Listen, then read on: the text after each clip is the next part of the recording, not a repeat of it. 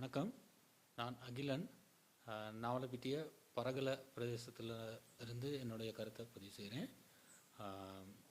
என்னென்னு சொன்னால், நமக்கு தெரியும், கடந்த 11ஆம் மாதம் 27ஆம் திகதி இடம்பெற்ற திக்வா இயற்கை அனர்த்தத்தினால பரகல பிரதேசத்தில் கிட்டத்தட்ட 14 பேர் இறந்து, அதில் 12 பேருடைய உடல்கள் எடுத்து, அதே நேரம் இருவருடைய உடல்களை பெற்றுக்கொள்ள முடியாத நிலை ஏற்பட்டது.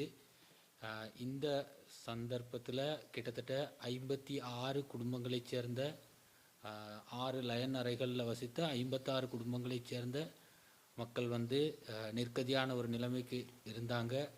அந்த மக்கள் அண்மையில் இருந்த பாடசாலையில் முகாமமைக்கப்பட்டு தங்க வைக்கப்பட்டிருந்தாங்க.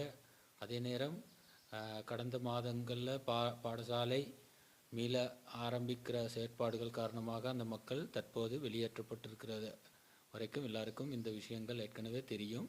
இருந்தும் கூட என்ன விஷயம்னு சொன்னால், எமது மக்கள் இப்போது மாற்று இடங்களுக்கு செல்லுமாறு பிரதேச செயலகம் ஊடாகவும் தோட்டங்கள் ஊடாகவும் அறிவிக்கப்பட்டிருந்தும் கூட அந்த மக்களுக்கு சரியான மாற்று இடங்களை தெரிவு செய்து கொள்வதில் ஒரு பாரிய பிரச்சனை இருக்குது.